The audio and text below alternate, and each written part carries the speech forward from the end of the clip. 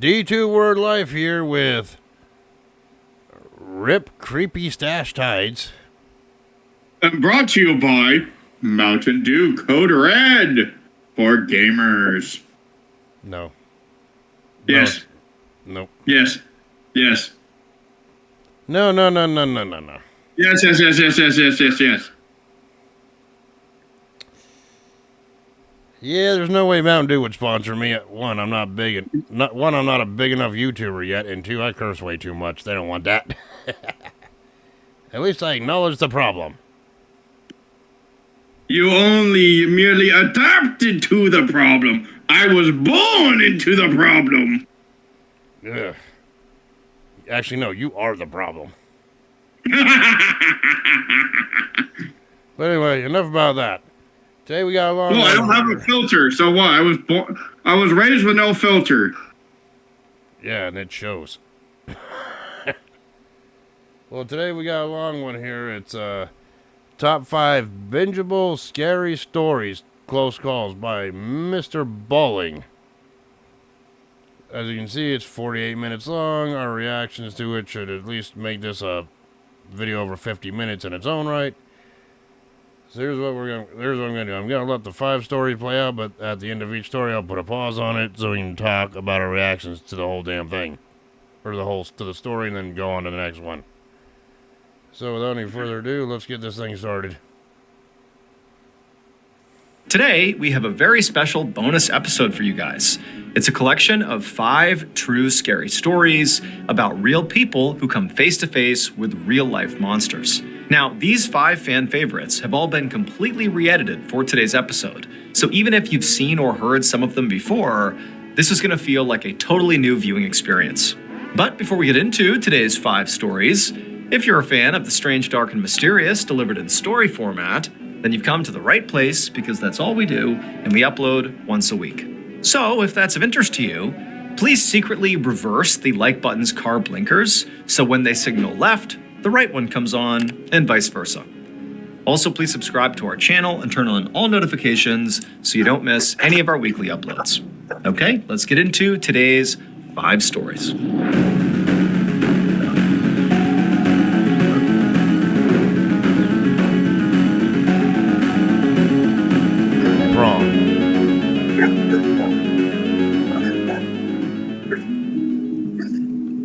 In 1978, 16-year-old Bridget Geiger was waiting outside her home in Ohio for a boy named Jeffrey to take her to prom. She wasn't particularly excited to go to prom with Jeffrey. He was known to be really nervous around girls, and so she figured it was going to be a pretty awkward date, but nobody else had asked her to go, and she really wanted to go to prom. When Jeffrey showed up, she was immediately disappointed. He was wearing this odd of vest and bow tie as opposed to the standard tuxedo that she was anticipating him wearing, and so now they weren't going to match. He was also so nervous that he was visibly shaking and couldn't pin her corsage to her dress, and so Bridget's mom had to come out and put the corsage on. After the corsage was on, Bridget's mom would take a couple of very awkward photos of them kind of stiffly standing in front of her house before they ultimately got in Jeff's car and headed for the prom. When they arrived, Bridget wanted to go on the dance floor to see her other friends to kind of lighten the mood because she was not having a good time with Jeffrey so far.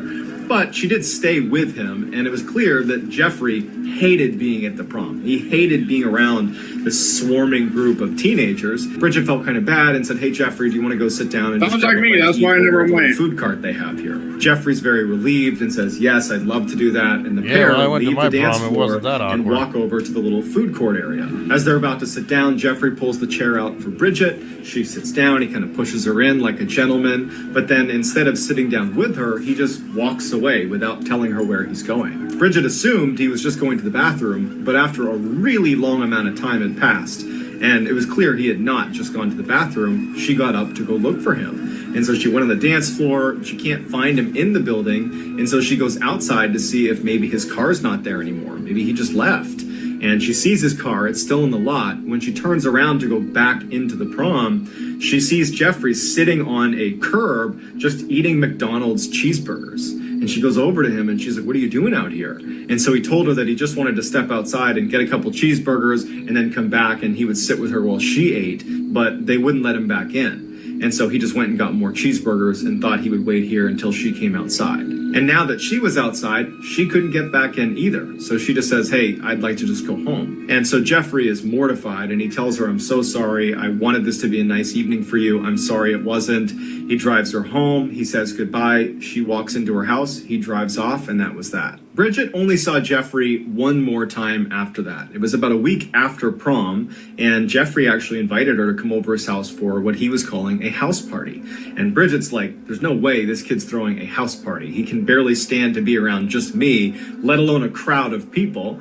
But she was polite and said, sure, I'd love to come to your house party.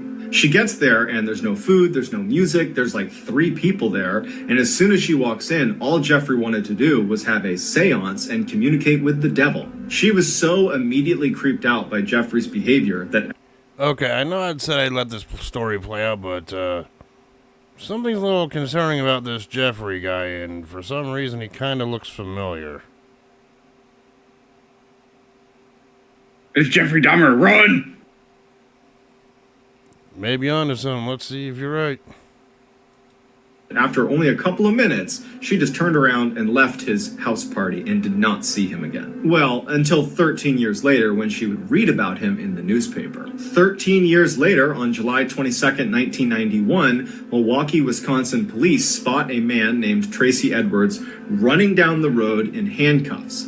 They run over to him and they say, what's going on? And he says that a man was holding him hostage in his apartment, that he threatened to kill me. I was able to overpower him and escape, and here I am. The police go to this apartment that he apparently escaped from, and they knock on the door. The door opens, and the police are confronted by this tall man who introduces himself as Jeffrey. He tells police this is all a big misunderstanding, and that Tracy Edwards is a friend of his, and I don't know what's gotten into him. And the police were actually close to believing him. They would even say he was really convincing. But as they're talking to him, one of the officers kind of looks behind Jeffrey into his apartment, and he sees on the coffee table what are clearly pictures of dismembered body parts. And so they arrest Jeffrey, and when his apartment was fully searched, a house of horrors is revealed. In addition to photos of body parts, the apartment itself was littered with human remains. There were several human heads in the freezer and the refrigerator, and in his bedroom was a 57-gallon drum containing more dead bodies that were decomposing in chemicals. Yeah, but there was Jeffrey also Dahmer. evidence that suggested Jeffrey was eating these people. Now, Jeffrey lived in a crowded apartment complex, and so other neighbors had complained about this awful smell coming from his room. But he had been able to explain it away and convince everybody that it was just some bad meat. However, the most horrifying revelation about how Jeffrey was able to conceal these horrible crimes he was committing in the middle of a city apartment would come a few days later. Apparently, 2 months before Tracy Edwards had run out of Jeffrey's apartment in handcuffs and flagged those officers down, another boy had left the apartment in handcuffs and was running down the road, and police stopped him. But the boy couldn't really speak. He wasn't able to articulate why he was there or what he was doing. And as police are talking to him, Jeffrey comes running up the road, flags the officers down, and thanks them for finding his boyfriend. They had gotten into a lover's quarrel, and that everything was just fine. And so the police Jeffrey shrugged off Dahmer, and like said, I no said. problem, we'll even give you a ride back to your apartment. And so they drive the boy and Jeffrey back to Jeffrey's apartment. They watch them go inside, and the police leave. But if the police had paid a little bit more attention, they would have seen there was a hole drilled in the back of his head by Jeffrey. He had been pouring acid into this kid's head to try to control him, and that was why this boy couldn't speak. And as soon as the police let them go back into the apartment, Jeffrey killed the boy, because Jeffrey, Bridget's prom date, turned out to be none other than infamous serial killer Jeffrey Dahmer, who killed 17 people over a 13-year period. Just days after this picture was taken of Jeffrey and Bridget, right before they headed off to prom together, Jeffrey would kill his first victim and start that 13-year killing spree. Dahmer was ultimately given a life sentence, but was killed by another inmate.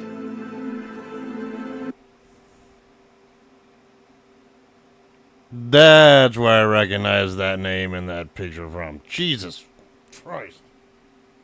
Yes, they also had a documentary on Jeffrey Dahmer. They also had a movie on Jeffrey Dahmer. What way to deduce that one, Sparky? Well, we know he's rotting in hell.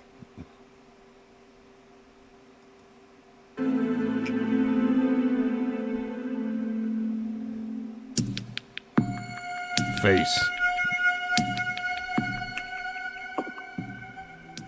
Nice. In 2004, 16-year-old Misty Tasker was a typical American teenager living in Live Oak, Florida, which is a small rural town right in the middle of the state. One Saturday evening in January, she and her mother attended a church service. Afterwards, they hopped in her mother's truck and they got on the country highway and began making their way home. Their house was just 20 minutes down this highway. It was a straight shot.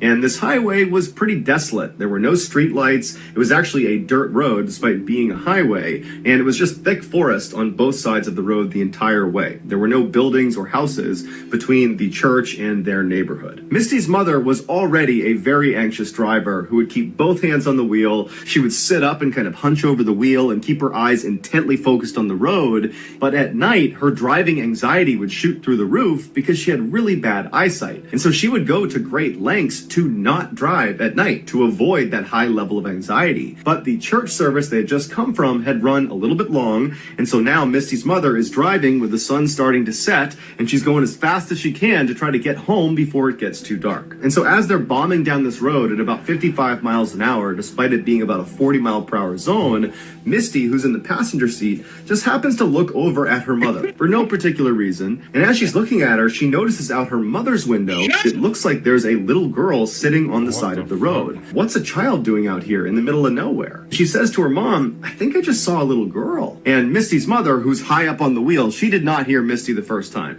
She's just focused on driving and trying to get home. And so Misty says again, I think I just saw a little girl. We need to go back. I don't know what she's doing, but I feel like we need to go back and make sure she's okay. And so Misty's mom looks over at her and she's not prepared to turn the car around. That means staying out later, and it means she's going to be driving in even darker conditions. And so she's like, did you really see someone? Because we got to get home. And Misty's like, Mom, I'm pretty sure I saw a little girl. We have to go back.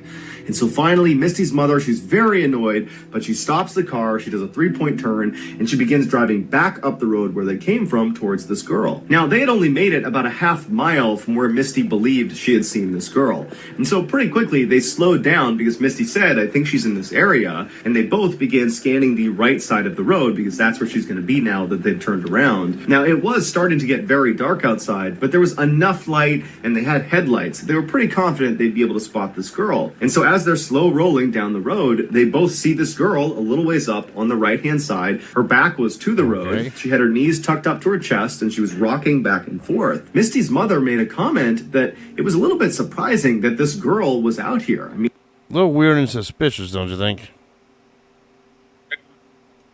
there's really nothing around here. There's no houses, there's no buildings, there's no trails to be walking in this forest on either side. It was just kind of thick forest.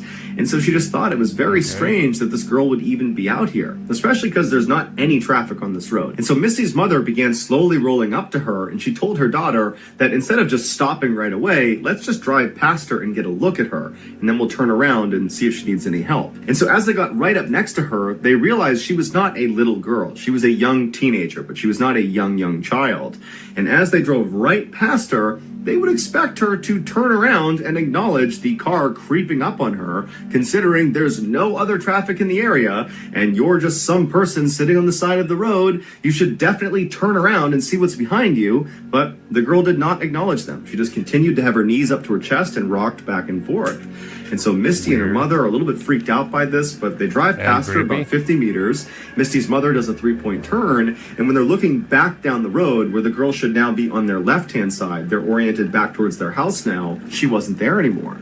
But there were no streetlights. It was now almost completely pitch dark outside, and so all they had was the headlights. And so Misty told her mom, drive up a little ways. Maybe the girl stood up and moved and we just can't see her because she's not in the headlights.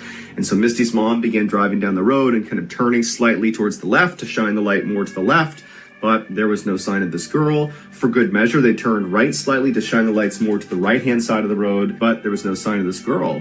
And so Misty and her mother just slow rolled back down the road, kind of keeping their eye out on both sides. But after traveling for several minutes, going about 5-10 miles an hour, and seeing no sign of this girl, they decided that, well, she must have just gone back into the woods and gone back to wherever it was she came from. And so Misty's mom began picking up speed, and before long they had gone maybe 2 or 3 miles away from where they'd seen this girl, and they were coming up to this 4-way intersection with stop signs all around. And as they were getting close, Misty's mother gasped because on the other side of the intersection, on the right-hand side, was this girl sitting on the side of the road. She's got her back to the road. Okay, that doesn't make any sense. Her knees are up and she's rocking back and forth. And so Misty's mother pulls up the stop sign and then just sits there. And both women are just stunned at what they're looking at. They had just seen her 2-3 miles back down the road. It wasn't possible for her to get all the way up here. And so Misty's mother looks at her daughter and says, do you think it's a different girl?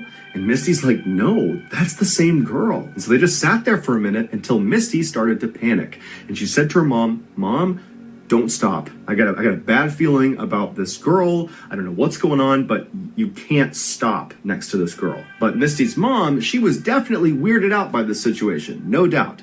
But she didn't feel good about abandoning this girl in the middle of the night on the side of the highway. And so even though she felt a little bit hesitant herself, she told Misty, we have to at least drive past her and ask if she's okay. That's the least we can do. And Misty was not having it. She said, Mom, do not stop. I got a bad feeling about this. Don't stop near this girl. But Misty's mom let up off the brake and began slow rolling past this intersection. And now at this point, Misty is just absolutely terrified. And so she takes her seatbelt off and she goes down into the footwell right in front of her seat, and she closes her eyes and covers her ears, and she just continues to beg her mother to just please keep going, don't stop. But her mother just continues on until she stops right next to this girl who's still just sitting on the side of the road with her back to the road. She's got her knees up, she's rocking back and forth, she's not acknowledging Misty or her mother. And so Misty's mother turns to her daughter and says, please roll down your window. And Misty refuses. She's still down in the footwell, still in the fetal position. She's crying and she's still begging her mother to please just go home. And so Misty's mother, frustrated, reaches across the passenger seat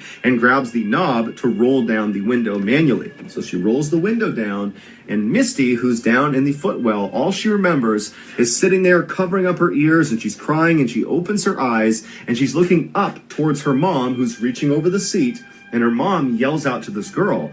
And Misty remembers looking at her mom, who suddenly recoils in horror and screams, and then they take off like crazy, flying down the road. Misty jumps out of the footwell, and she's looking at her mom, and she's like, what's happening? What just happened? What did you see? And her mom's got her hand over her mouth, and she's speeding down the road, and she's crying now, and she's looking at Misty, and she just doesn't have the words to describe what she just saw. And so Misty's asking her mom, what did you see? What happened? And finally, her mother just said, she didn't have a face. She didn't have a face. It was hollow. There was nothing on her face when she looked at me. And so Misty screams and she's crying and her mom is crying. Shit. And they speed home. They're home just a couple of minutes later, and they run inside, practically falling over each other to get in the house. And as soon as they get inside, Misty's mom calls 911, and she didn't even know how to describe what she just saw. But she knew it was too embarrassing to try to describe it as some girl without a face sitting by the highway. And so she just told the police that they had seen a girl they think needs help. And so the police, they went out and they searched that entire stretch of highway. They looked for any sign of anybody out there, but there wasn't. There was never any trace of that girl.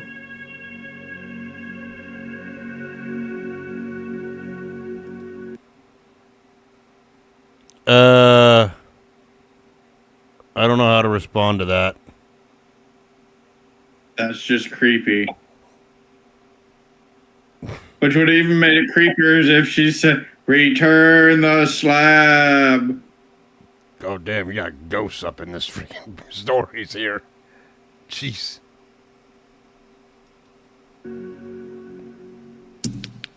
First date. Well, they say that is twilight hour.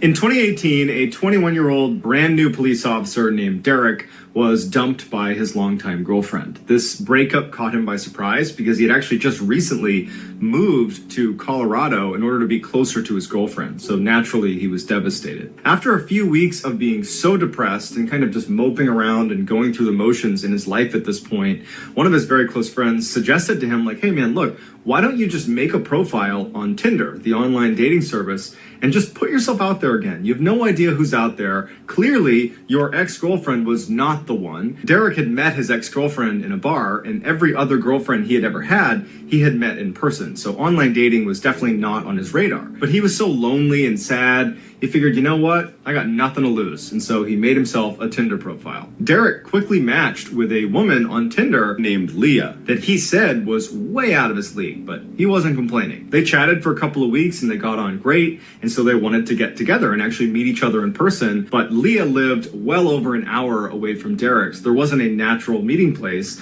And they're going back and forth about where they want to go. And finally, Leah just says, hey, why don't you just come to my town? There's this great park that I go running in all the time, and they have this awesome field that's on a slope, and you can lay on it and look up through the trees and you can see the stars. And so that would be a cool thing to do on our first date, go stargazing together. So the date night finally came, and Derek was really excited. He was nervous too, because even though they talked on the phone, this is the first time they're going to see each other. And so the plan was he was going to drive out to her town and actually pick her up from her work. She worked at a hair salon, and from there they would make their way over to this park. And so Derek pulls up to the hair salon right as Leah is coming outside, and she's all excited and she's waving to him. She runs over and she gets in the car and they hug and kiss on the cheek. And it's like they knew each other, but they didn't know each other because their entire relationship was online or via texting or a phone call. And so it's like they had history, but they didn't. But either way, Derek was really happy, and it seemed like Leah was too. From the hair salon, it was a pretty short drive to this access road that was going to bring them into this park. And when Leah told him to make this turn, it didn't look like a very well marked trail or even a marked park. It looked like this kind of random access road that Derek would not have associated with a big public park, but he doesn't know the area, and so he turns and he starts heading down this road, and the road went from cement to dirt pretty quickly, and this whole time he's thinking to himself, like, did I take a wrong turn? Does she know like where she's going? This does not feel like the way you drive into a big park, the way she was describing. Finally, they land back on cement, and they're actually on this road that's right up against this huge field. And so right away, Derek's stress is gone because now it's confirmed in his mind that, okay, that's a weird way to get into this park, but here's this huge, amazing field, and we're back on a real road, and everything's good again. Derek asked Leah, where should I park? Because they're on this really narrow road, and there didn't appear to be a parking lot. There also didn't appear to be anybody else on this field or on this road. It's this huge, open, beautiful space, but it did not look well populated or like it was well traveled. But she said, just go right up there. There's a small lot you can pull into. And so Derek starts going up this road, and he sees maybe 300 feet ahead of him are dim headlights of another car making their way down the road towards him. And now it was dark enough that he couldn't really make out what kind of vehicle it was. And so he didn't know if it was going to be some big truck or something like that. And so what he did is he just pulled over as far to the side of the road as he could to allow this vehicle to pass, even though there was a fair amount of distance they would need to cover before they were passing him. He figured just give them the right of the road. And so as they start moving forward, you can see that it's actually this big van, and they're moving pretty slowly. And he's just kind of waiting for them to pass, and he's not thinking anything of this. He's thinking that this is just another person at the park.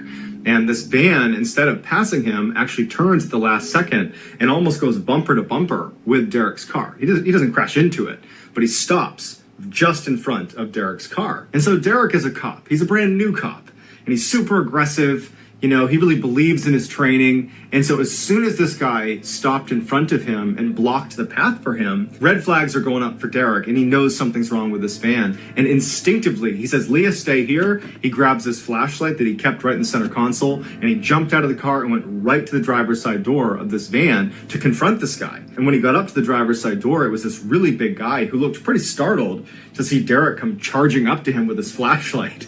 And Derek's like, what are you doing, man? What are you blocking me in for? And the guy's like, oh, hey, sorry, I'm the caretaker here of this whole property, and we've had an issue with poachers in the area, and I was concerned you guys were poachers. It doesn't look like you're poachers, though. And Derek's like, no, we're not poachers. We're going stargazing. I'm on my first date here. And the caretaker's like, I am so sorry. Please get back in your car, go and enjoy your night. And at that, he backed up, did a 3-point turn, and drove right back up that road where he came from and disappeared down on the other side of the hill. Derek stood in front of his car for a couple of minutes, making sure this guy was gone. And then he turned around and he got back in the car, and he kind of joked with Leah. And he's like, yeah, he thought we were poachers. I guess you look like a poacher to him, and that's why he stopped us. But when he looked over at Leah to react to his hilarious joke, she wasn't paying attention to him. She was just furiously typing away on her phone, which Derek did think was a little bit odd. You'd think that she'd be more interested in this strange thing that just happened. Some weird guy just blocked us in, and I'm confronting him. You'd think she'd be interested in that on some level. She might want to know what I said to the guy and what he said to me, but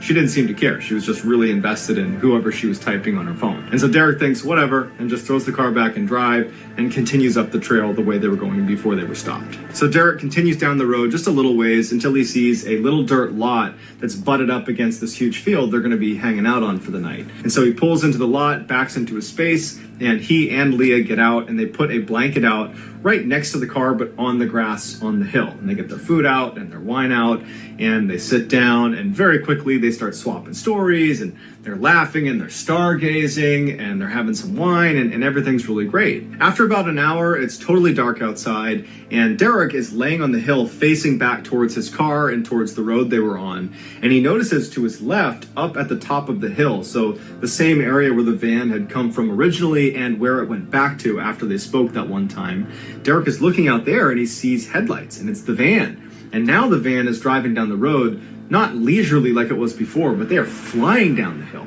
And before Derek or Leah have a chance to react to this van barreling down on them, it comes flying into the parking lot and practically hits his car and comes to a stop where it's boxed his car in. So even if he got in his car, he couldn't drive away. And so Derek jumps up, Leah jumps up, and the guy, the caretaker, the nice caretaker he talked to before, he hops out of the driver's seat and he walks around the front of the van. He's got this pipe in his hand and he looks at Derek and he's like, give me your keys and your wallet. And again, Derek is this brand new cop. You know, he's 21 years old. He's not about to let this guy push him around. And so he doesn't do anything at first. He doesn't know what he's going to do, but he doesn't do anything at first. He just looks at this guy and he shows him that I'm not just going to fall over because he told me to. But then Derek is given a huge curveball when Leah, his date, stands up and runs over to this guy and stands next to him and turns around and looks at Derek and goes, come on, give us your keys and wallet. And Derek's like, great, I'm getting set up by my date who I've spent the past 2 hours with. I had a connection with this girl. And so now Derek is just standing there doing nothing, not to be tough, but because he's in shock. That sounds like he feels so Tinder betrayed by Leah. And he just feels like, how could this have happened? And in that moment, Leah walks to the back of the van and she gets a metal pipe. She comes back around and she goes, Derek, give us your keys and your wallet. We don't want to have to hurt you. And this is when Derek looks at them both and he goes, no. And as soon as he said that, the big guy tackles him. He gets thrown to the ground, but Derek could handle himself, and very quickly he was able to get up, and he drew his concealed carry pistol, and he's aiming it at the big guy and then back at Leah, and he's like, yeah, I'm a cop. Go ahead and put your hands up now. As soon as they saw the gun, they both dropped their pipes and put their hands up. And so as he's holding them both at gunpoint, he's looking over at Leah like, really? You did this to me? Are you kidding me right now?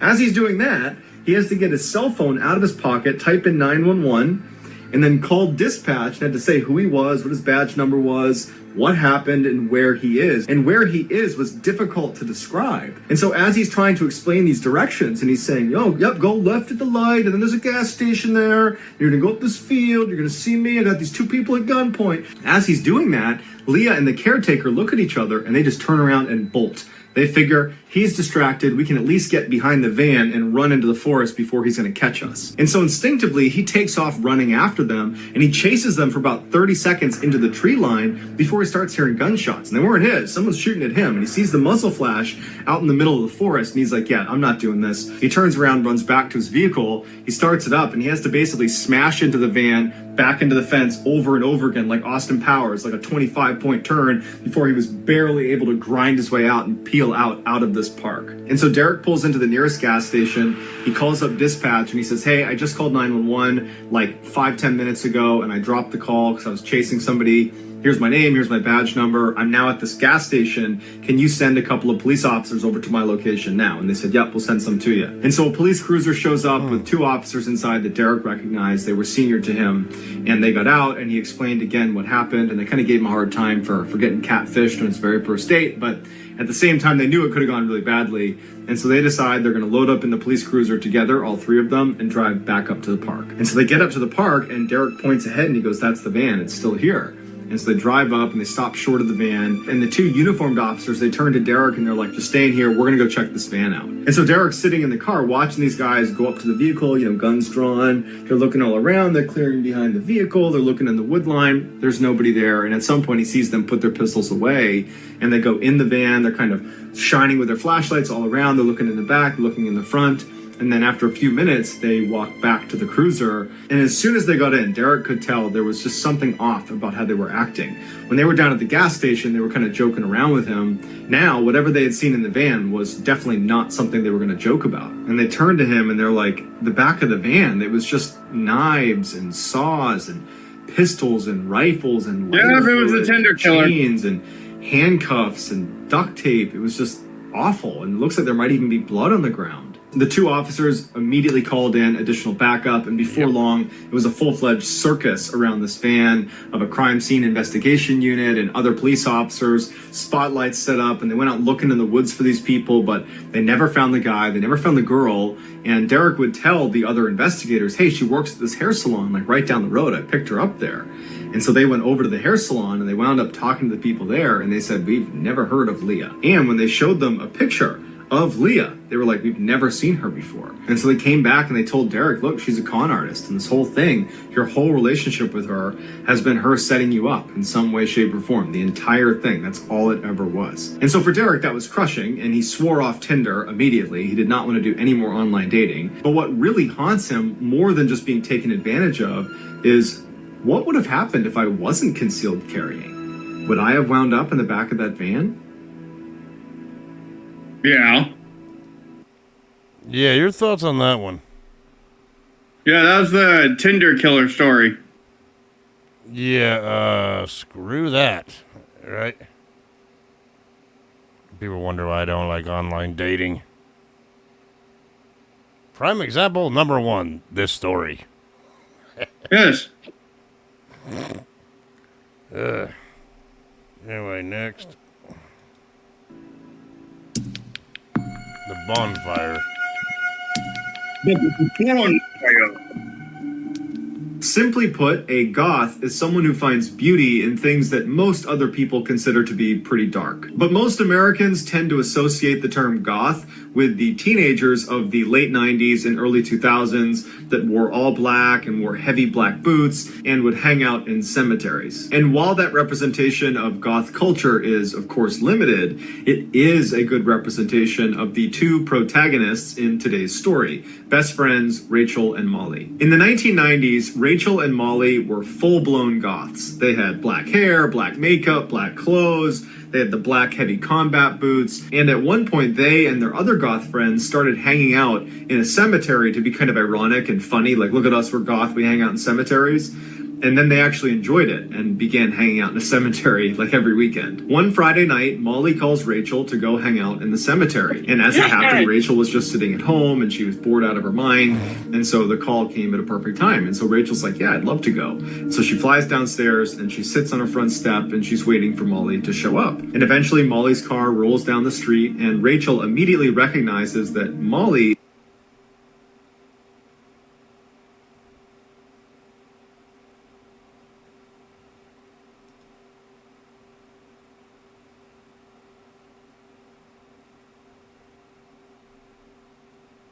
Fucking cat.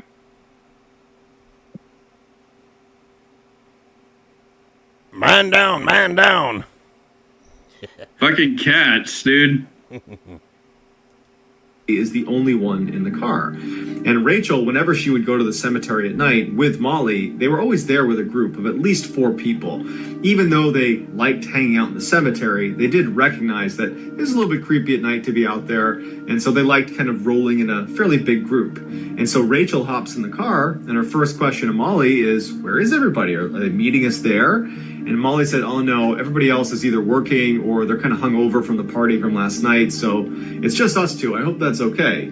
And at the time, Rachel actually in her head was like, no, I don't really want to do this anymore. But she was like, oh yeah, that's fine. Yeah, we'll just go. Just the 2 of us. It'll be fine. Molly takes off from Rachel's house and she makes the familiar kind of winding commute to the front gate of this enormous cemetery that sits right in the center of town. They drive underneath this massive wrought iron gate that looks very medieval, very foreboding. It looks like it's out of a cheesy horror movie, this like cliche entrance to a cemetery. And so they go through there and they're on this road that stretches all the way down through the cemetery and basically splits it in 2. On the left side, as you're driving in, was an area closest to town, and also it butted up against a major public university.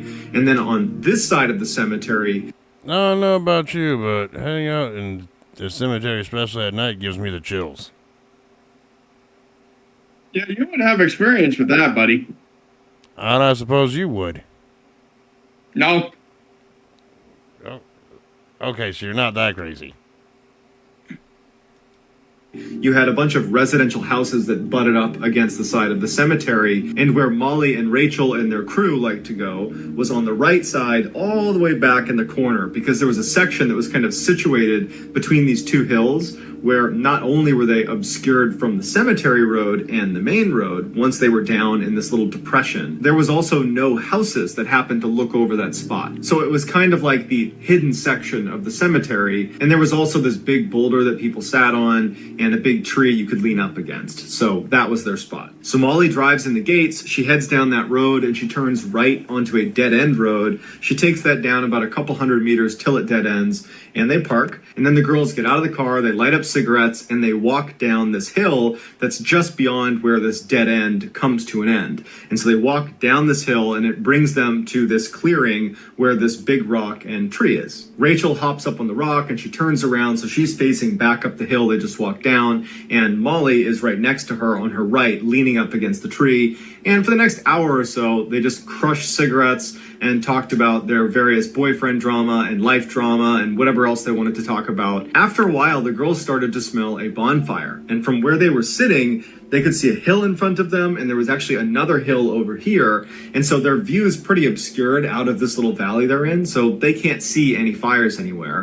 And so they assumed that what they're smelling was a fire coming from the other side of the cemetery, because there's that huge university over there, and they knew sometimes the college kids would come onto the cemetery and they would light fires over there, and inevitably the police would get called and they would break up the fire because you're not allowed to have a fire on the cemetery. And whenever they did that, the police would actually make rounds around the entire cemetery, and historically, basically, if you were there hanging out, they would tell you to leave. And so they think, okay, this is probably a good time to leave, because probably in the next 30 minutes to an hour, the police are going to be here, they're going to come over here, see our car, and they're going to ask us what we're doing, and we're going to have to leave. So let's just leave now. So Rachel hops off the rock, and the two of them begin meandering their way back up the hill towards the car. When they get about halfway up the hill, they notice to their right something bright. Now, because they were higher up, they could actually see over the hill to their right, and what they were seeing was the top of a bonfire. So the girls take a couple more steps up the hill to gain some elevation to hopefully be able to see better down into where this fire is. But even when they're up almost at the top of the hill, that fire is too far down on the other side of that hill that they can't see any people, and they can't really tell how big the fire is. They're just basically seeing the top flickers of it. Even though they don't know anything about the people over there at this fire, what they do know is when they showed up, there was no fire over there. They would have recognized it. So whoever's over there had to have shown up and built this fire while Rachel and Molly were down at the rock and tree, which means there's a pretty good chance they didn't see Rachel and Molly. This is a pretty private area. Their car was parked a little bit off to the side of the trail. And so Molly picks up on this, and she says to Rachel, hey, let's sneak back down and walk up their hill and look down and see who's here. I bet it's a bunch of college kids. It'll be funny to see what they're doing. But Rachel had a weird feeling about it. She's thinking to herself, if this is college kids... Would you go down there and check out that bonfire?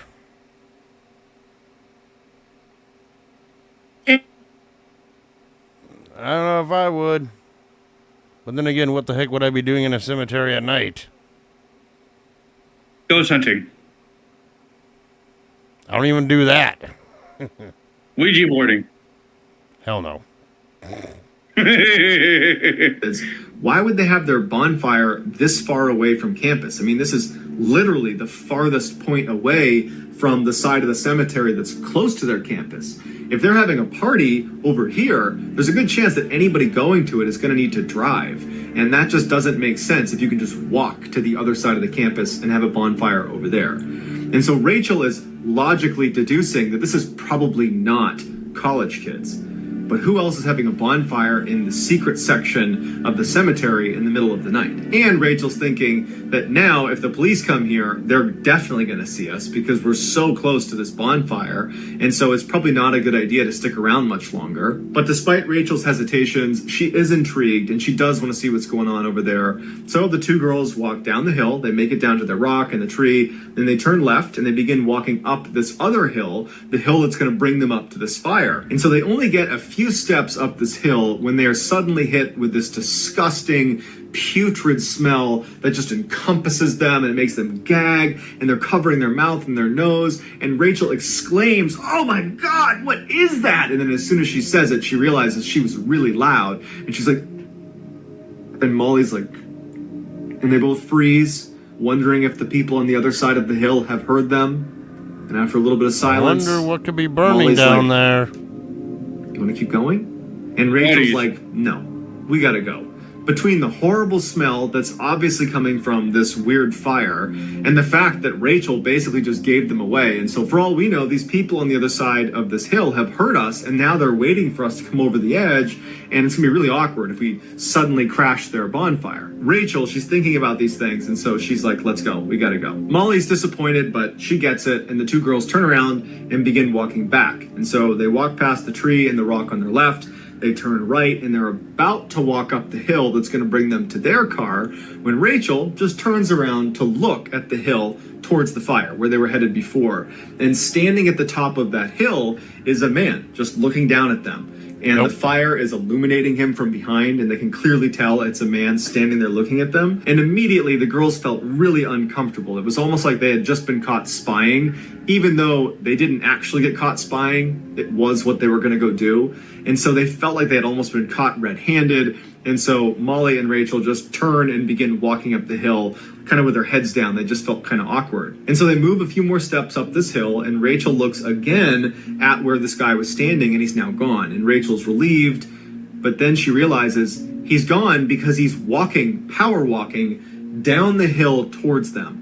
And Rachel gasps and she grabs Molly and pushes her and says, "Go, go, go, go, go." And they start running up the hill, and Rachel looks around, and now this guy is running towards them. He's down now at the rock and the tree. He's gaining on them. They sprint up over the top. They run to Molly's car, and Molly's fumbling with her keys to get the car open, and Rachel's yelling, "Hurry up, hurry up, hurry up." Finally, she gets it open, and they both jump inside. Rachel locks the car doors, and as Molly is turning the key over, Rachel's looking out the back, and she's waiting to see this guy. And sure enough, as they pull off, she sees his head come up over the ridgeline just enough that he can clearly see them leaving, and then he ducks back down and he disappears. And the two of them speed down the road. They make a left onto that main drive and they speed out of the cemetery. For the first few minutes of their drive, neither of them say anything. This was just a very traumatic experience, and it was also very confusing because they thought they were going over to spy on college kids having a bonfire, and then they're hit with that horrible smell. Like, what was that horrible smell? And then they leave, and there's this guy who did not look like he was a college kid. He looked like he was probably in his 40s, and then he's chasing them. You know, like, what was that? And when they did start talking about it, they couldn't really come to any sort of rational conclusion of what had just happened. And so they were both very spooked, and they decide, let's just go home and talk about this tomorrow. And so Molly drops Rachel off at her house, and Molly goes home, and both girls go to bed. The next morning, Rachel gets up, and she heads down to the kitchen where her mom is already there having her morning coffee. And Rachel sits down, and, you know, she's not a big talker. She's not about to start by saying, "Hey, guess what happened to me last night at the cemetery?" Instead, she just sits there, and for a little bit, her mom just kind of rambles about work and what she's doing that day. And then all of a sudden, her mom, it's like she has this epiphany. And she goes, Rachel, did you hear what happened last night?" And Rachel's like, "No, what?" And her mom's like, "Someone I work with. I don't know her personally, but she works in the same building as me. She got kidnapped from the parking garage where I parked my car. I have seen her park her car in this lot, and she got kidnapped." And Rachel's like, "Oh my God, really? Like, what happened to her? Did they find her?" And her mom was like, "Yeah, but it was too late.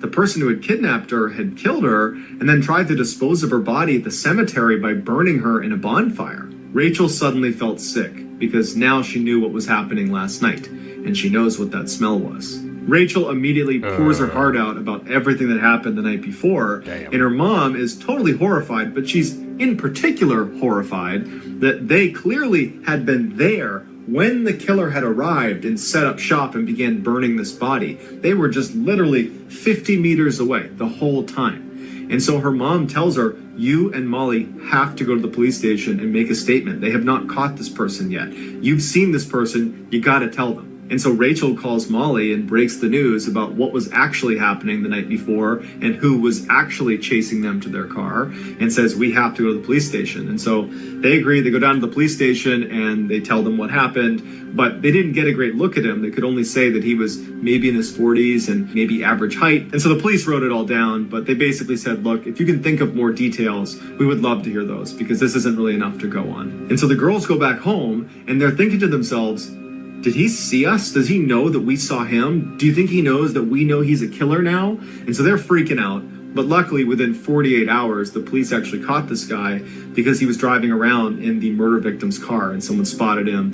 They pulled him over and he confessed, and so he went to jail. Needless to say, Rachel and Molly thanked their lucky stars that when they started ascending that hill and they were hit with that smell, that Rachel said, let's not go any farther. Let's leave. Because had they continued and gone to the other side, they could have wound up in the bonfire too. Yeah. Yeah, that story's messed up. Your thoughts on that one? Yeah, they are fucking lucky. So yeah, that's... They better be counting their lucky stars that they fucking got out of there. Yeah. Oh yeah, and that nasty smell they were smelling from the fire, that was the smell of burning flesh. Yeah, like I said, you're like, oh, well, could that be? I'm like, bodies. You hit it right there. Again. Damn. I got one more story to go. No, let's get this to it.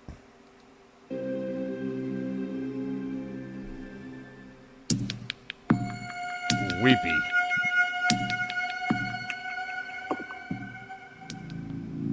The following stories all take place in the Twin Cities in Minnesota. On New Year's Eve 1980, 20-year-old Karen Potak was out at a bar with her friends celebrating, and at some point in the night, she slipped out because she didn't want to stay any later, and she began walking home. Now, she didn't have a jacket on, and it was very cold outside, and she's kind of stumbling through the streets, and a man sees her and pulls over and offers to give her a ride home. She's kind of intoxicated, and so she agrees to get in his car, and they drive off. A couple hours later, around 3 a.m., the police receive this phone call. Yes, please, this is an emergency. Please send a squad to Past Butler Road, Molenberg Manufacturing Company, machine shop. Please, there's an ambulance too. There's a girl hurt there. Why does that sound like you when you're doing the Paul Bear voice? No, that does not even sound like me when I'm doing that. Yeah, but it sounds weird. Sound like a weird voice you would be able to do. Eh. Can you tell me what happened to her? That's her. She's laying on the ground in the back by the railroad tracks, by the edge. What's the address? I don't know. Who are you?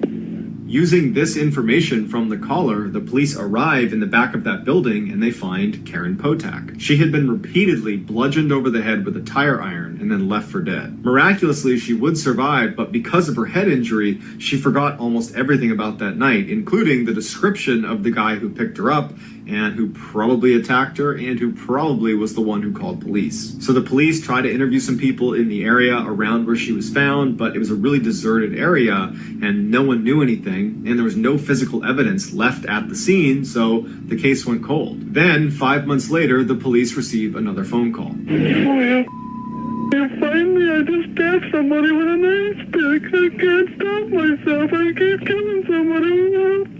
At this point, the police were not connecting this call with the call that immediately preceded finding Karen Potak, meaning they did not think that was the same person. And since in this call there were no instructions on where to find this person, they didn't really have anything to go on, so they took note of it, but ultimately kind of disregarded it. But just a few hours later, a group of teenagers were walking through the forest when they found a dead body. The body belonged to 18-year-old Kimberly Compton, who had literally just moved to Minnesota. She graduated high school and decided she wanted to start fresh in Minnesota. She hopped on a bus. She goes to Minnesota. She gets off the bus. She goes into the first restaurant she sees, which is a diner. She sits down by herself. She's eating some food, and a man approaches her and says, "Hey, can I sit down with you?" And so she lets him sit down, and he asks, "Who are you? What are you doing here?" And she says, "Oh, I just moved here." And this guy offers to drive her around town and show her the sights. And she's like, "Great." 15 minutes later, he would kill her with an ice pick. At this point, police are beginning to suspect that this person who keeps calling them immediately before they're finding women that have been attacked might be the same person. And 2 days after Compton was killed, they get another call that confirms this. Don't talk, just listen. I'm sorry what I did to Compton. I couldn't help it. Don't know why I had to stab her. I am so upset about it. I keep getting drunk every night. I can't believe it. It's just like a big dream. I can't think of being locked up. If I get locked up, I'll kill myself. I'd rather kill myself than get locked up. I'll try not to kill anybody else. From this point forward, they referred to this caller as the weepy-voiced killer. And even though This guy sounds deranged. He's not right in the head. Yes. they had his voice recorded, they didn't have any physical evidence because he didn't leave any at the scene with Compton either, so they didn't have much to go on. The police would go to the diner and they would talk to the staff that was there and they would give a general description of the Weepy Voice killer, but it wasn't enough to pinpoint a suspect. So once again, this case went cold too. 6 months later, the police received yet another call. Fire emergency. Please don't talk, just listen. I'm sorry I killed that girl. I stabbed her 40 times. Kimberly Compton was the first one. Over safe. I don't know what's the matter. I'm sick. I'm going to kill myself, I think. Where are you? I'm just going to... If somebody dies with a red shirt on, it's me. I killed both of them. I'll never make it to heaven. A day later, they find the body of 40-year-old Barbara Simons floating in the Mississippi River, tucked up against some brush. The night before, Barbara had been out at a bar and she'd offered a cigarette to a man she hadn't met before. They began flirting and kind of hit it off, and at one point they were going to leave together, and before they left, Barbara turns to one of the waitresses and kind of jokingly says, "Boy, I hope he's nice because I'm leaving with him." And the waitress, for whatever reason, had a really bad feeling about it and made a point of getting a really good look at the man she was leaving with. And that man, of course, would turn out to be the Weepy Voice killer, and as soon as he and Barbara left the bar, he would stab her to death and throw her in the Mississippi River. After the police began investigating this, they came to the bar and they interviewed that waitress, and she said, "I got a really good look at this guy." And so the police show her 100 different mugshots of previously convicted felons in the area, and she immediately identifies 38-year-old Paul Stefani and says, "That's the guy." Paul had been convicted for aggravated assault, and he also had a history of mental illness. Paul is immediately put under surveillance, but within 24 hours, he manages to ditch his tail and goes straight into downtown Minneapolis, where he picks up 19-year-old street worker Denise Williams. Paul took her down a dark alleyway, and she kind of sensed something was wrong. And so she grabbed a glass bottle that was sitting on the floor of the car. And when he went to attack her, she managed to hit him in the head and cut his face really, really badly. And she managed to protect herself enough that she could get out of the car and run away and save her own life. And a neighbor saw her running out of the car and kind of saw the whole exchange, didn't like how it looked, so they called 911. When police showed up, Paul was long gone. That same night, police get another call from the Weepy Voice killer. This one's a little bit different. He's actually asking for help for himself. I need an ambulance. Where? 1505 Westminster. 1505 Yes, Westminster. What's the problem? I'm all cut up. I got beat up. What's your apartment number? 208, I'm bleeding. 208. Where are you bleeding from? From my arm, my face, my head. Now, by the time this call is being made, the audio recordings of his previous phone calls had been made public. They were aired on radio shows, on TV. People had heard his voice, and it's fairly distinctive. And the dispatcher recognized his voice and told police, "There's a chance the Weepy Voice killer just called us." So an ambulance comes and picks up Paul Stefani and brings him to the hospital, and when he's sitting in his hospital bed, police walk in and they apprehend him. He pled not guilty, and prosecutors did not actually have that much evidence connecting him to each of these attacks. They had these audio recordings, but that was about it. And so ultimately, he got 58 years in prison, not a life sentence. But considering his age, it wound up functioning like a life sentence. 12 years into that sentence, he was diagnosed with terminal cancer and was told he only had a year to live. And so it was at this point that he confessed to all of the attacks, including one they didn't know about. He murdered 33-year-old Kathleen Greening in her own home. He just didn't make a phone call to police afterwards. Paul would die shortly after his confessions.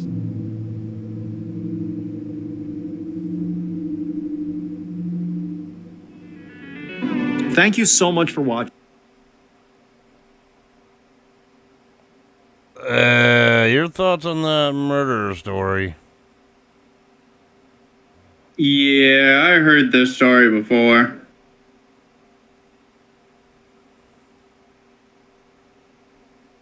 So yeah, that was kind of that guy kind of creepy as hell.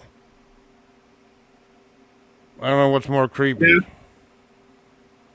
I don't know what's more creepy, that guy's freaking weepy voice or your freaking dang Herbert voice. Well,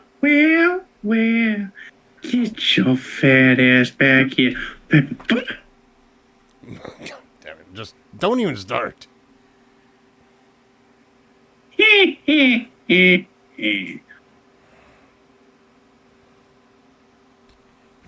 you wanted this voice, boy.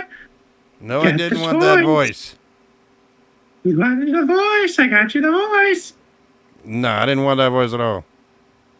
Yes, you did. But what I do want is for you to freaking like and subscribe this video. Oh my god. You can't do my voice. You can't even do the voice. I'm not even trying to imitate your voice. Liar. Put a like on this video for more reactions and then we'll come and we'll talk to you all later. Peace. Remember, guys, we want you to like and subscribe. We could be talking in these voices. So we'll see you later. Deuces.